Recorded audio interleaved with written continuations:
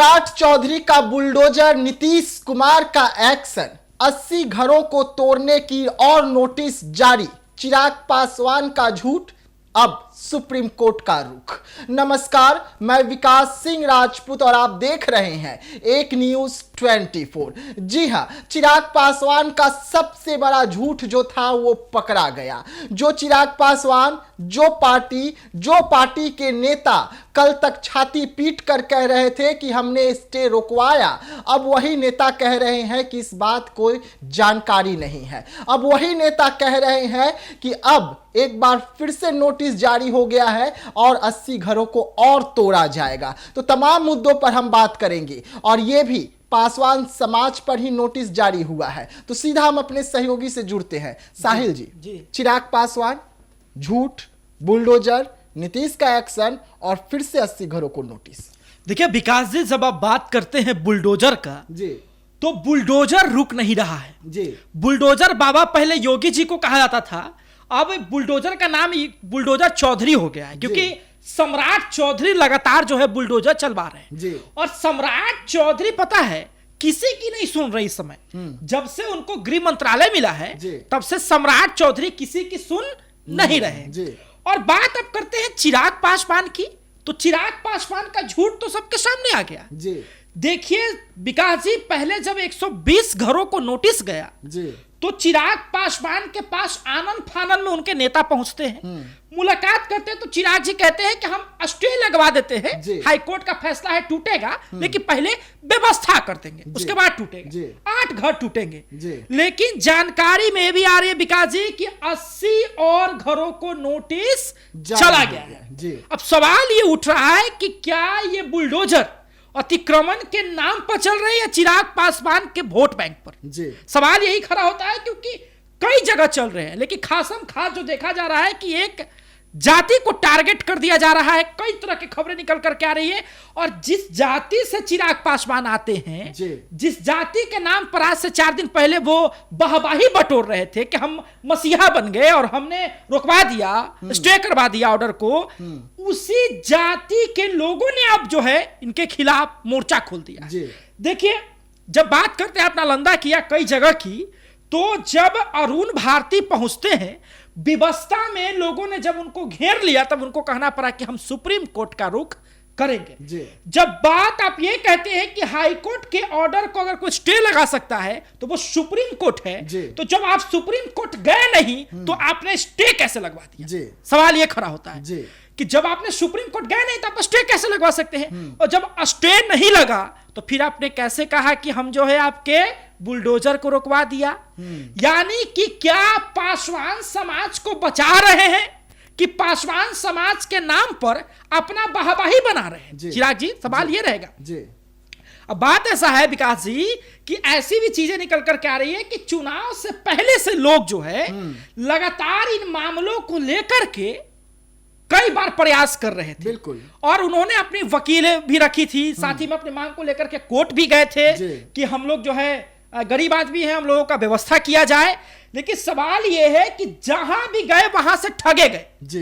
यानी कि जो कहावत है ना कि ऐसा कोई सगा नहीं जिसको हमने ठगा नहीं, जहां भी गए वहां से वो ठगे गए। लेकिन सवाल यही है विकास जी कि क्या एनडीए से चिराग पासवान खुश हैं? क्या एनडीए चिराग पासवान की इस अपार सफलता के बाद चिराग का कद छोटा करना चाहती है? क्योंकि पासवान समाज पर बुलडोजर चलेगा और कोई नहीं रोक पाएगा तो सीधा नुकसान चिराग पासवान को होगा।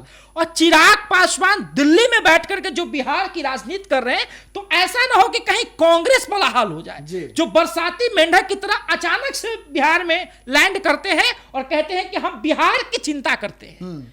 क्योंकि बिहार की चिंता करना है तो आपको बिहार में रहना होगा। अभी तक तो चिराग पासवान गए भी नहीं, जहां जहां बुलडोजर चला वहां वहां तो सूद लेने भी नहीं गए चिराग पासवान। आज 1 तारीख है, आज ही का अरुण भारती का बयान आया था कि हम सुप्रीम कोर्ट जाएंगे, पर कोई अपडेट तक नहीं आ रहा है इस मुद्दे पर। देखिए बात ऐसा है ना विकास जी कि कई तरह के चीजों को जब लंबा खींचा जाता है ना तो लोग एक टाइम के बाद इसको भुला जाते हैं। और आप बात अरुण भारती जी का कर रहे हैं, वो तो एक ऐसे नेता है जो बहुत बड़ी बड़ी बात करते हैं लेकिन एक ही बार करते हैं और उसके बाद फिर विलुप्त हो जाते हैं। चौकीदार मामले में भी वही गए थे अनशन तोड़वाने के लिए, उसके बाद फिर लुप्त हो गए।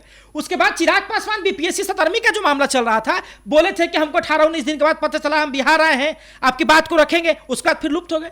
यहां भी बोले हैं, यहां के बाद भी अपडेट नहीं आ रहा। तो सवाल यह है कि आप समाधान करने का प्रयास कर रहे हैं कि समाधान करने का केवल दिखावा कर रहे हैं? जी, उठता है विकास जी सवाल ये कि समाधान करने का दिखावा, और सवाल ये भी उठता है कि यदि आप दिल्ली में रह के बिहार के बुलडोजर को रुकवा रहे हैं तो फिर ये बुलडोजर घरों पे चल कैसे जा रहा है?